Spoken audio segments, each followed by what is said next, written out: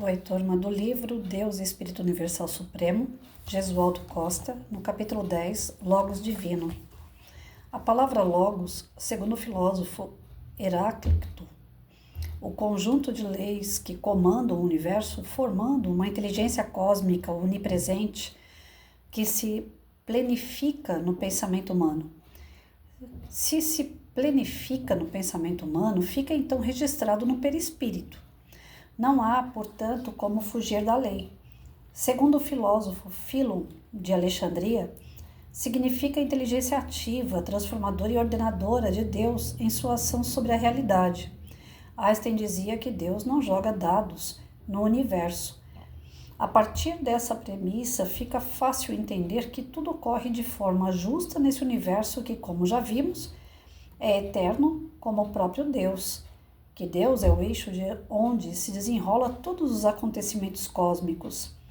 E se Ele é justiça absoluta, há justiça em todos os acontecimentos na Terra, como em todo o universo. Em Gálatas 6:7, Paulo escreve: Não vos enganeis. De Deus não se zomba. Aquilo que o homem semear, isto mesmo haverá de colher. Porquanto, quando alguém se expressa com frases como eu não mereço passar por isso, o que eu fiz para merecer o que estou passando, ou então a vida é muito injusta para comigo, amados leitores, quando assim nos expressamos, estamos blasfemando contra Deus. É como se disséssemos que Ele é injusto porquanto estamos passando por situações que não merecemos passar. Quando compreendermos que tudo o que nos acomete é justo, pois ninguém responde por algo que não fez, então não pronunciaremos mais frases como aquelas.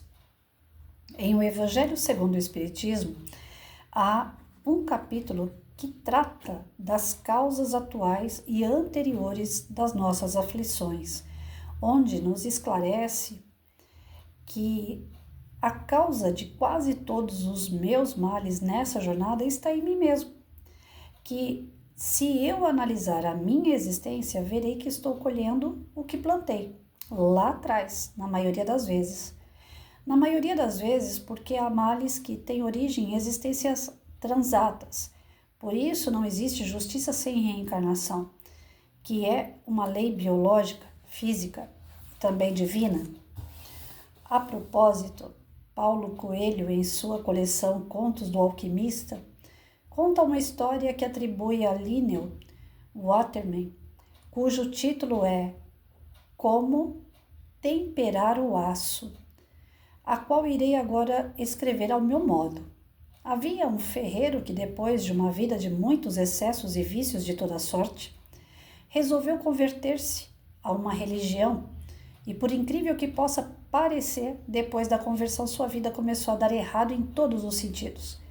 Problemas apareceram de todos os lados. Um dia, visitado por um amigo que se compadecia da sua situação, ouviu o seguinte comentário: Amigo, você percebeu que depois da sua conversão a uma religião, sua vida começou a andar para trás? É realmente muito estranho que justamente depois que você resolveu se tornar um homem temente a Deus, sua vida começou a piorar. Eu não quero enfraquecer sua fé, mas apesar de toda a sua crença no mundo espiritual, nada tem melhorado. O ferreiro já havia pensado no assunto, sem encontrar respostas. Contudo, como não queria deixar seu amigo sem uma explicação, assim pensou um pouco, acendeu um cigarro e disse: Eu recebo nesta oficina o aço ainda não trabalhado e preciso transformá-lo em espada. Sabe como é esse processo? Primeiro, eu aqueço o aço naquela fornalha que está ali, até que ele fique vermelho, qual brasa. Em seguida, sem piedade, eu o coloco nessa bigorna. Pego o martelo mais pesado e bato com força para adquirir do aço a forma desejada.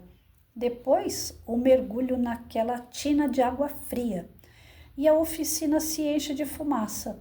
E nos estalidos que o aço dá, devido à mudança súbita de temperatura, Tenho que repetir muitas vezes o processo até conseguir a espada perfeita. Uma vez só não é suficiente. O ferreiro fez uma longa pausa, deu algumas baforadas no cigarro e continuou. Às vezes, o aço trabalhado não aguenta o tratamento e se racha no meio. E eu sei que jamais ele se transformará em uma bela espada. Então, eu simplesmente o jogo fora em um monte de ferro velho que você viu na entrada da minha oficina. Fez uma pausa, amassou o cigarro no cinzeiro e concluiu. Eu sei que Deus está me colocando no fogo das aflições. Sinto as marteladas que a vida está me dando, sem piedade. E às vezes chego a me sentir frio e insensível como a água que faz sofrer o aço. Mas a única coisa que eu peço em minhas orações é: meu Deus, não desista até que eu consiga me tornar a forma que o Senhor espera de mim. Tente da maneira que achar melhor, pelo tempo que quiser, mas jamais me jogue no monte de ferro velho das almas. A isso, amigo leitor, eu chamo de resignação, pois se resignar não é simplesmente se conformar com a dor, mas compreender a própria dor para que não haja revolta. Precisamos compreender que estamos sujeitos às leis perfeitas de Deus e que a semeadura é livre, mas a colheita é obrigatória.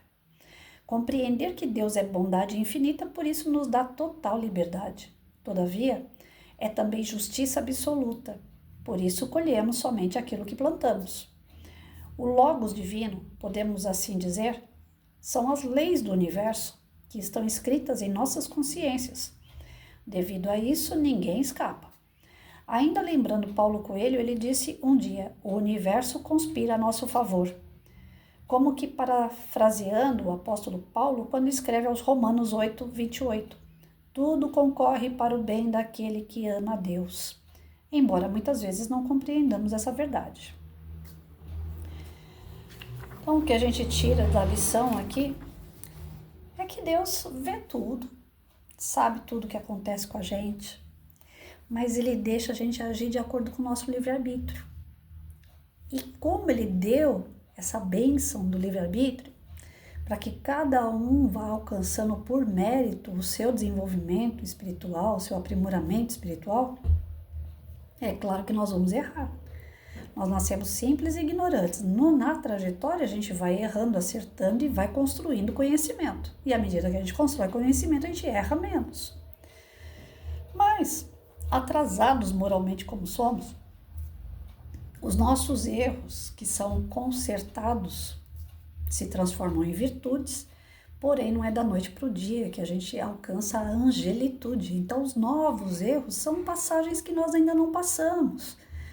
E é como se fosse na escola. Você aprende adição, aí vem a subtração. Quando você aprende a subtração, vem a multiplicação, depois vem a divisão, depois vem os problemas, que é para você interpretar utilizando as 4 operações. E depois vem as equações, vem as fórmulas, colocam letras junto com número e vai complicando. Porque o que você aprendeu te serviu de base para as novas tarefas, para os novos desafios. E quanto mais desafios e mais que a gente vai atravessando, aprendendo, mesmo através do sofrimento, faz com que a gente não volte lá atrás, que a gente não se torne selvagem novamente. Na natureza é impossível o espírito voltar a ser tão ignorante como ele foi criado. Ele pode ficar paradinho, ele pode ficar estagnado por algum tempo, mas algo vai ficar cutucando ele para sair desse tempo de estagnação também. Ele vai ter que continuar a jornada e nessa continuidade é que a gente vai evoluindo, seja pelo amor, seja pela dor. Muitas vezes a nossa cabeça é tão dura que a gente insiste em aprender pela dor. Não é Deus que dá as dores, somos nós que a criamos através do nosso livre-arbítrio. E aí, como a gente faz, a gente recebe. Como a gente dá, a gente também colhe. Em momento nenhum nós podemos virar para Deus e falar assim: tira isso de mim, ou então por que o Senhor está fazendo isso comigo? Porque aquilo que você está pedindo para tirar, quem pode tirar é só você. Aquilo que você acha que é Deus que está fazendo com você, é você mesmo que fez. Então, quando a gente conseguir realmente internalizar isso, nós vamos entender que as nossas provações, que essas passagens mais duras, sofridas, nada mais são do que momentos de glória. Porque se a gente aprender através daquele sofrimento a não repetir o erro, é certo que nós estamos evoluindo. Essa passagem que o Divaldo, eu leio tanto Divaldo, que o Gesualdo colocou aqui, se eu não me engano, há muitos anos atrás. Foi ele mesmo dando uma palestra no Caminho da Luz que citou esse exemplo, se eu não me engano. E eu estava no salão, eu não lembro se era ele, mas eu tenho 99,9% de chance de ter sido ele mesmo ter feito essa palestra. É que a memória me trai. O centro era pequenininho, não tinha a parte superior do centro, o telhado era baixo, era um calor danado, abafado lá dentro. Mas aquele dia eu fui porque eu estava sofrendo. Aquele dia eu não estava bem. Eu sentei lá no salão e procurava, através das palavras do palestrante, algo que confortasse aquela dor. Mas era uma dor moral, não era uma dor física, era uma dor de solidão, uma dor de vazio, aquela coisa, né, de adolescente, o que eu vou fazer da vida? E eu tava naquele pé que falava, Senhor, mas tudo acontece comigo, nada vai para frente, parece que eu não saio do lugar, ó dia, ó céus, ó azar, sabe? Eu tava desse jeito. E sentei, encostei minha cabeça, tinha uma janelinha do lado direito, assim, encostei minha cabeça naquela janela e fiquei pensativa com os meus problemas. De fato, eu não lembro quem era o palestrante, mas para mim era o próprio Gesualdo. E aí eu escutei do palestrante a história do ferro. Ele passa pela prova do fogo, depois é colocado na água gelada, recebe martelada. Ele apanha tanto para se tornar algo melhor do que quando ele é retirado da natureza, com alguma utilidade. Então todo aquele sofrimento é para ele se tornar útil. Só que eu não tinha escutado, ou pelo menos não me recordo disso, da espada. Eu lembro que o ferro apanhava pra caramba para ser útil. E aí, com meus botões lá encostados na parede, né, na janela, eu pensei, eu tô tomando um monte de martelada, que é para eu ser útil. É para eu continuar fazendo o que é certo e ajudando pessoas. Aqui não se trata da Patrícia. Aqui se trata que alguma coisa está querendo impedir que eu desista daquilo que eu estou fazendo, que era dar aula. Era o meu maior sonho, entrar numa sala de aula e dar aula. E estava dando tudo errado. Ia na atribuição, não pegava aula. A criança, depois, logo em seguida, peguei aula, algumas aulinhas, a criança não me respeitava. Eu sou muito, né, sargentão, disciplinadora. E naquela época já estava começando a falta de educação de aluno. Então, assim, tinha uma turbulência de coisas querendo que eu desistisse de ser o que eu mais gostaria na vida de ter sido, como eu fui professora. Então, ali eu tava, será que eu devo ficar nessa mesmo? Será que eu vou ter que arrumar outra profissão? Não ter que fazer outra coisa da minha vida? E a resposta veio na palestra, não. Você tá apanhando para ver se realmente é o que você quer e para você ser útil. Esse sofrimento de agora vai te servir para ser útil. E foi.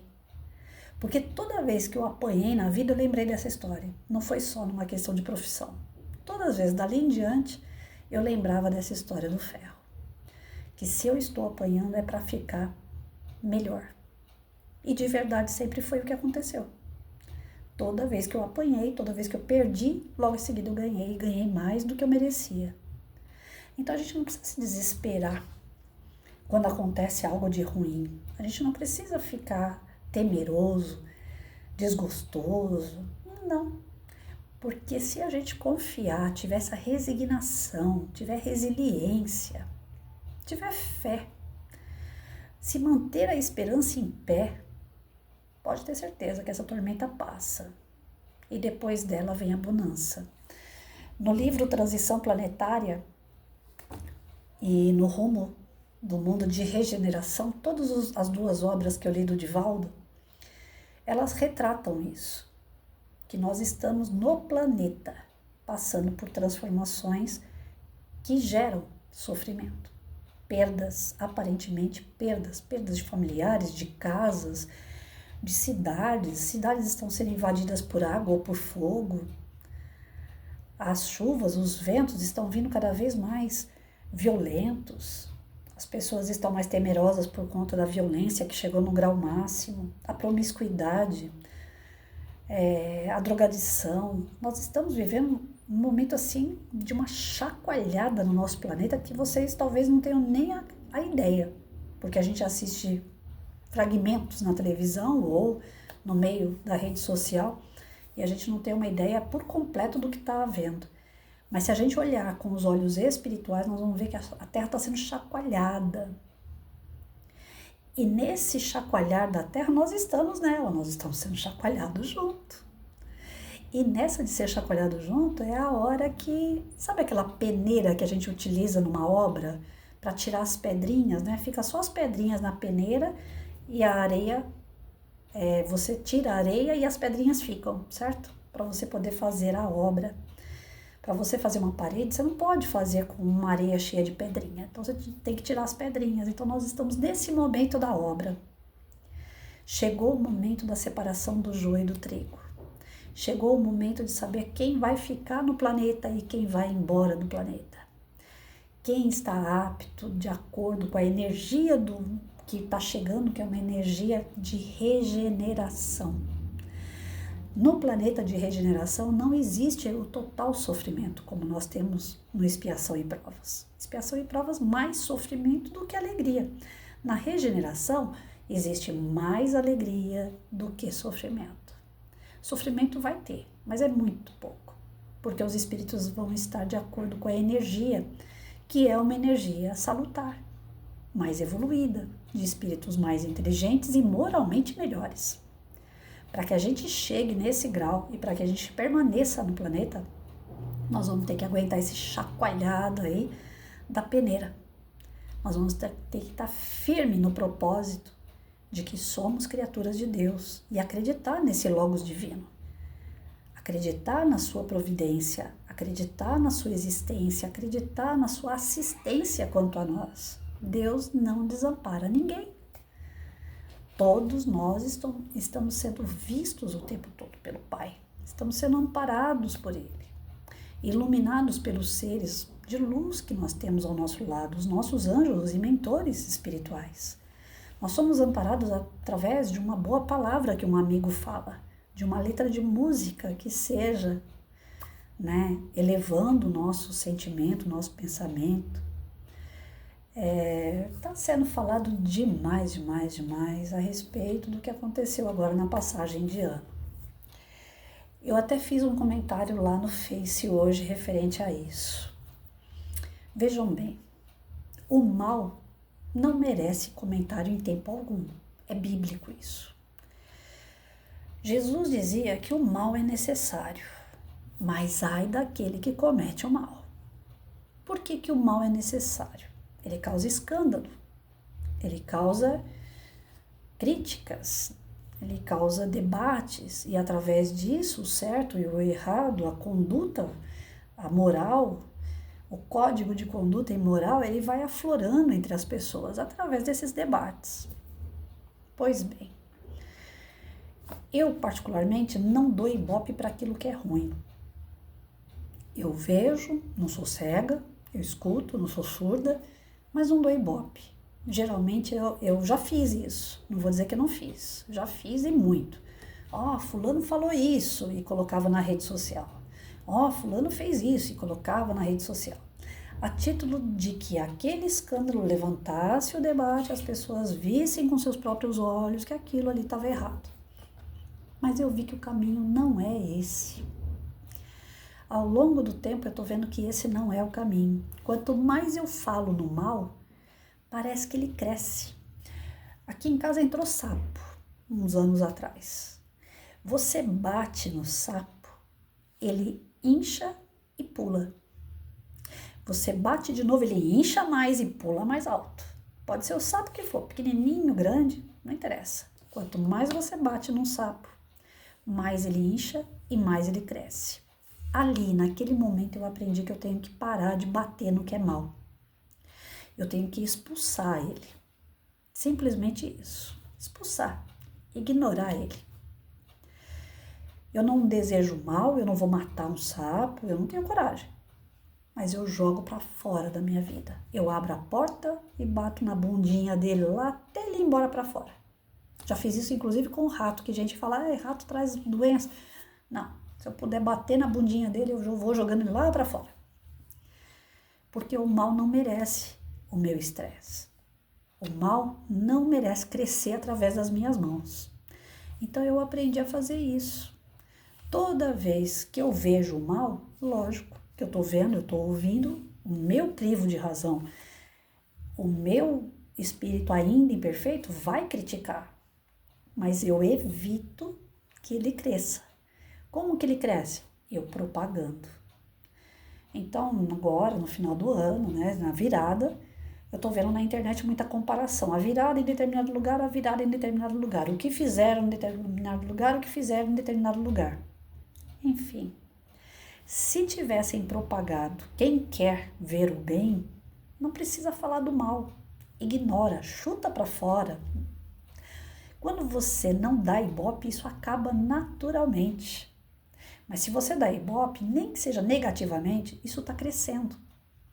A pessoa, os envolvidos, estão na mídia, estão no meio social, da rede social virtual de todos nós. Qualquer canal que você abre, você vê aquela criatura.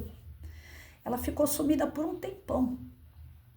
Mas de tantas pessoas baterem na conduta da tal pessoa e da tal emissora, elas que estavam esquecidas e que já estavam afundando, retornaram das cinzas. Estão ganhando ibope, mesmo que negativamente.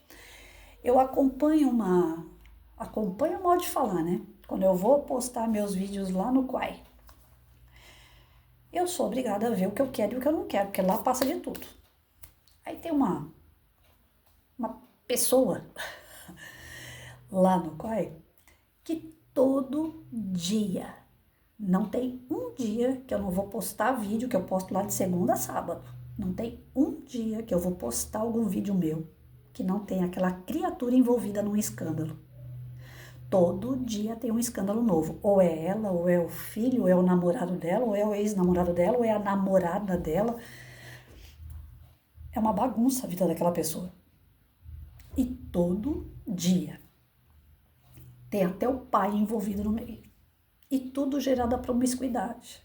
Tudo em volta dela é promiscuidade. Desde o pai ao filho, namorado, namorada, amiga. É 7 com quem ela saiu, é 8 com quem ela filmou, ela foi parar no hospital por conta disso, ela corta a língua daqui, ela faz não sei o que lá. Todo dia tem um escândalo dessa criatura. Eu, Patrícia, nunca tinha ouvido falar nessa criatura. Nunca. Não sei de onde que apareceu. Não sei se é atriz, não sei se é cantora, não sei o que ela é. Mas de tanto ver o pessoal descendo lenha nela, fazendo gracinha com ela lá no Quai, eu observo pela aquela quantidade de curtida que tem, né? Tá crescendo aquele troço.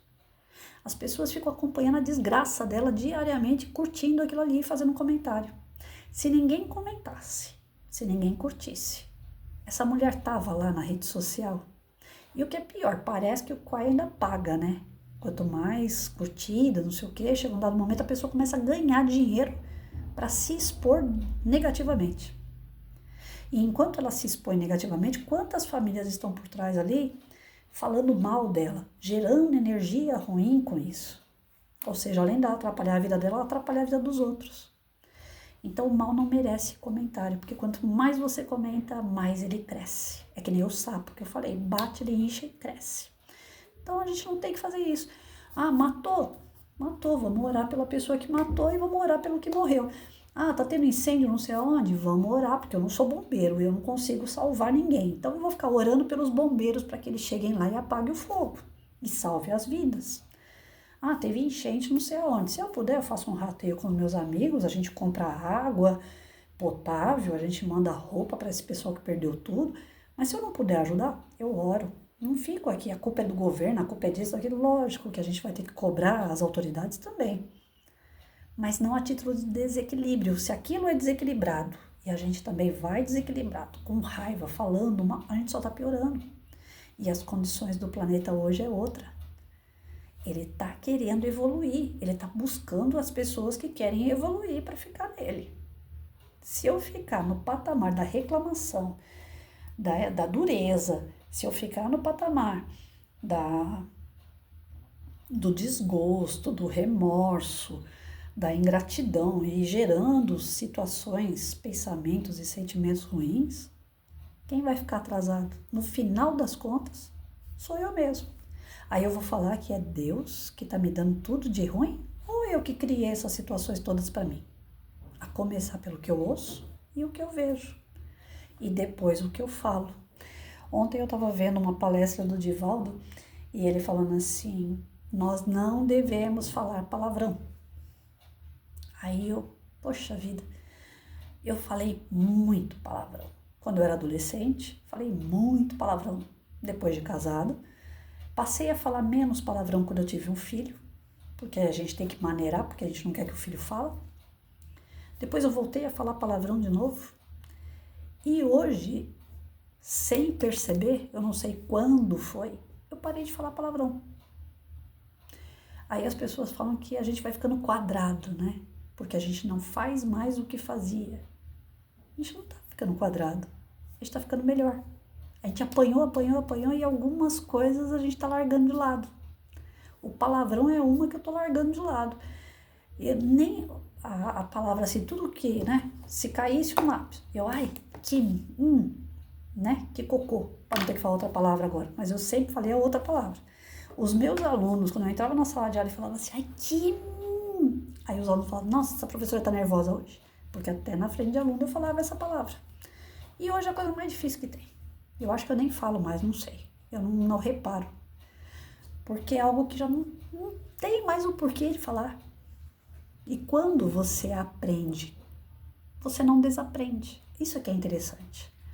Depois que você toma algo como verdade, aquilo é uma verdade.